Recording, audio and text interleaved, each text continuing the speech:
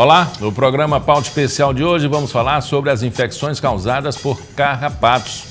Vamos falar também sobre o projeto Farmácia Viva, que está levando hortas comunitárias medicinais a várias cidades de Alagoas.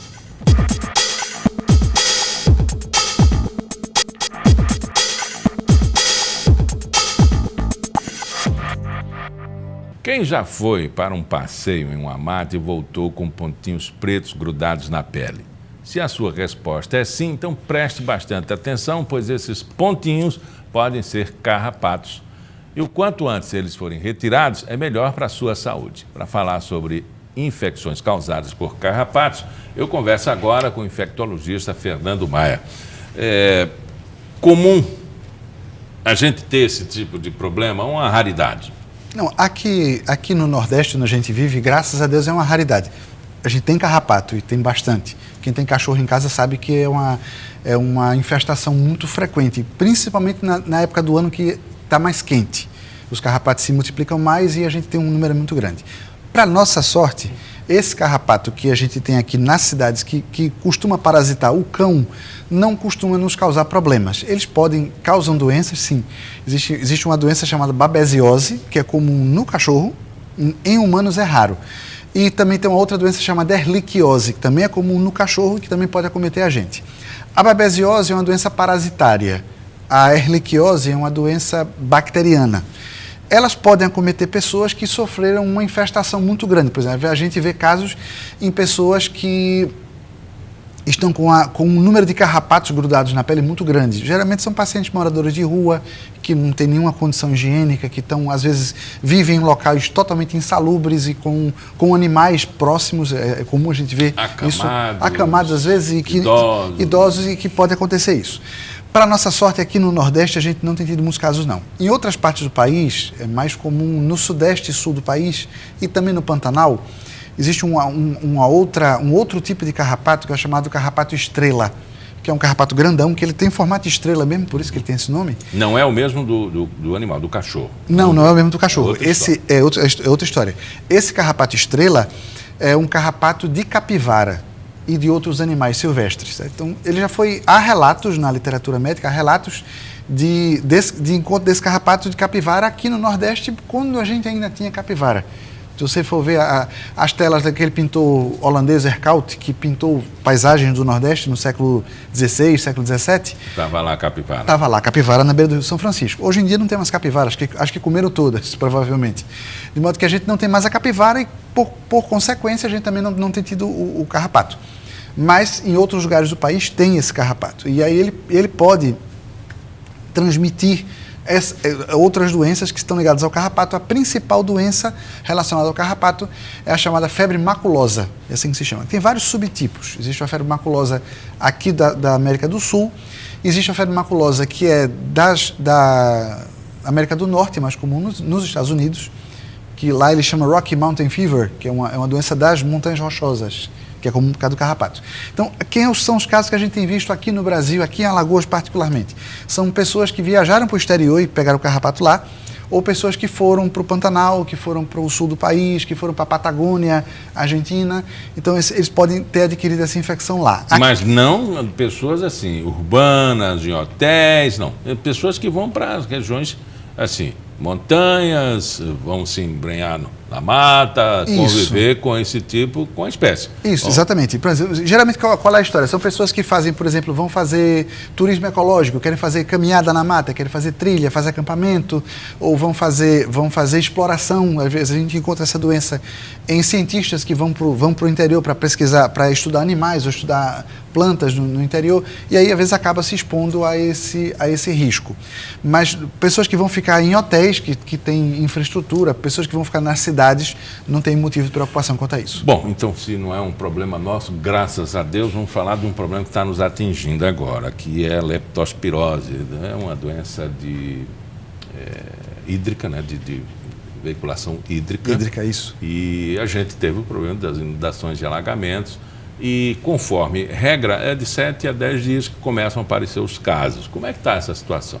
Bom, neste momento, nós estamos vivendo um aumento do número de casos já esperado de acordo com a época da inundação.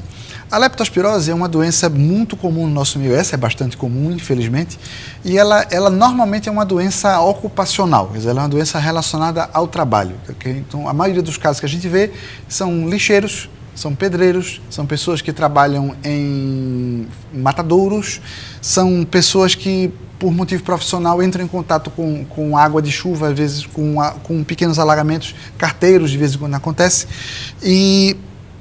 ou a pessoa que teve um histórico de mexer em água parada. Por exemplo, a pessoa que contou que precisou esvaziar a fossa em casa, a pessoa que precisou lavar a caixa d'água que estava suja, que caiu um animal dentro, ou a pessoa que limpou a vala na porta de casa. Geralmente, os casos de leptospirose que a gente tem visto, normalmente, são desses casos pontuais por pessoas que tiveram contato por uma situação dessas. É diferente da situação que nós estamos vivendo hoje.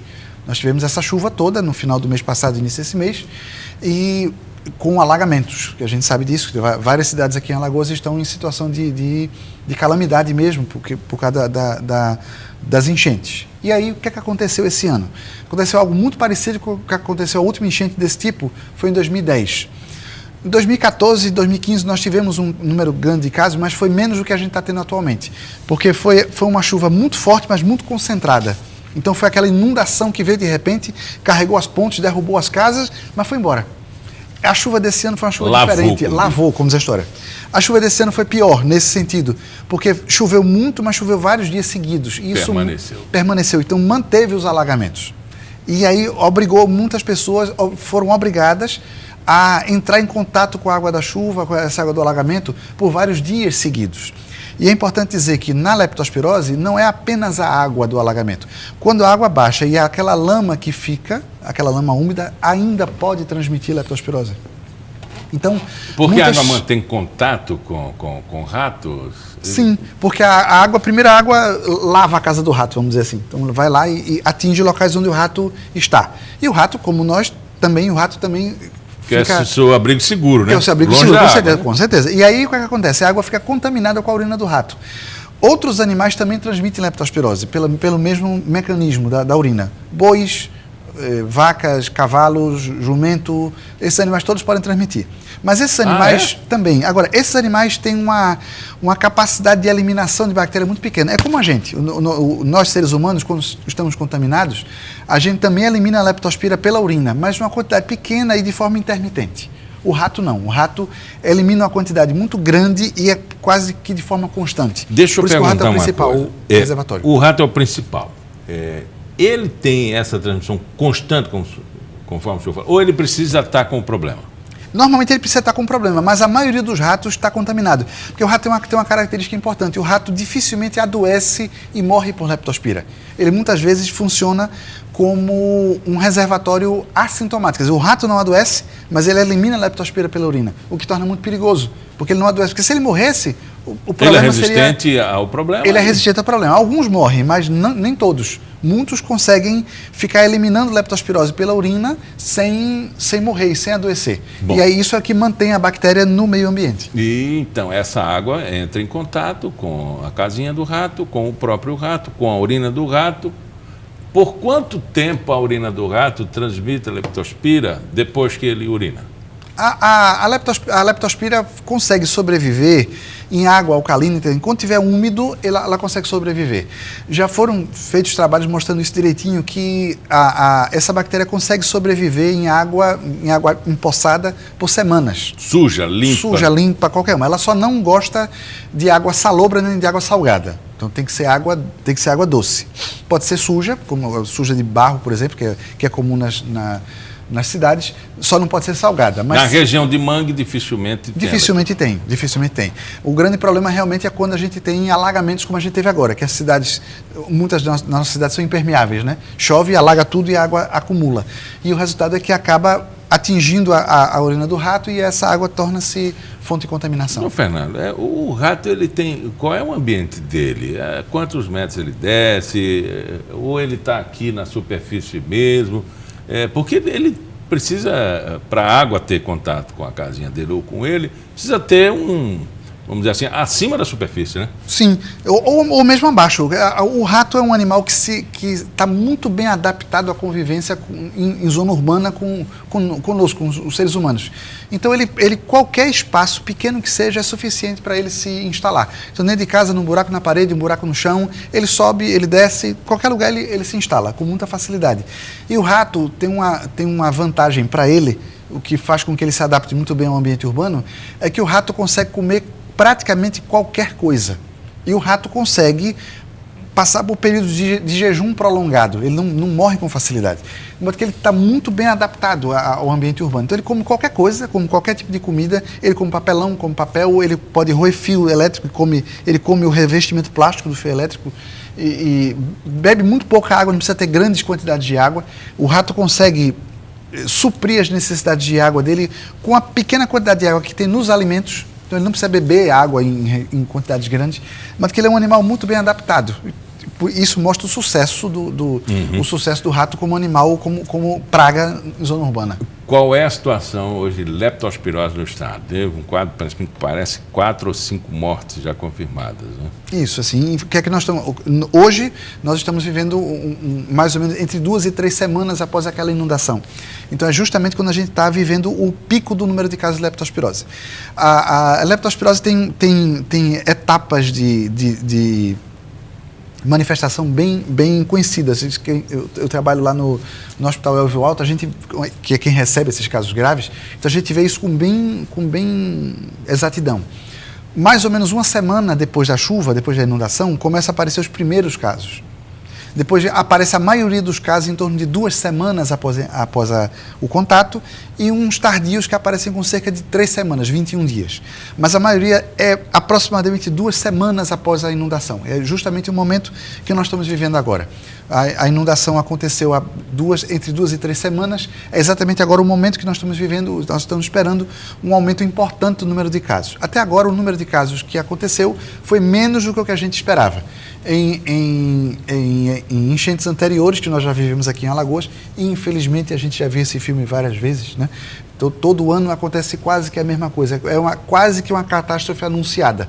Toda vez que chove, tem inundação, as casas caem, as pessoas perdem suas casas e aparece caso de leptospirose. Ainda bem que tem tratamento, né? Tem tratamento, assim. Agora, a leptospirose tem uma característica importante. Quase 90% dos casos é de forma assintomática, quer dizer, a pessoa não tem sintoma nenhum e fica livre dela, ou a pessoa faz aquela forma chamada febril indiferenciada, quer dizer, a pessoa tem febre, dor no corpo, dura 2, 3 dias, às vezes um pouco mais, aquilo desaparece, a pessoa se recupera, e se você não pensar em leptospirose, fica batido. E numa época do ano que a gente tem casos de circulação de dengue, de zika, de chikungunya, a leptospirose passa a ser mais uma doença no meio desse bolo que a gente está vivendo.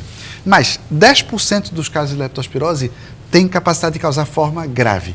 E o que é que caracteriza a forma grave da leptospirose? É insuficiência hepática, então ele causa diminuição do funcionamento do fígado, icterícia, importante. Ela causa uma vasculite, quer dizer, uma inflamação dos vasos sanguíneos no corpo todo. Então os órgãos que têm mais irrigação sanguínea são mais afetados, pulmão, fígado e rins, principalmente. E também causa insuficiência renal, causa lesão nos rins, importante. E uma complicação muito temida, porque pode levar à morte com muita facilidade, e é uma causa morte precoce na leptospirose, é o sangramento pulmonar. Por essa inflamação pulmonar que a leptospira consegue promover, ela promove então esse sangramento pulmonar, o que pode levar à morte precocemente. Infelizmente, foram alguns casos que nós já vimos. Conversamos com o Dr. Fernando Maia, médico infectologista. Muito obrigado pela entrevista. Eu que agradeço. Muito obrigado. No próximo bloco, vamos falar sobre o projeto Farmácia Viva, que tem como objetivo implantar hortas comunitárias medicinais.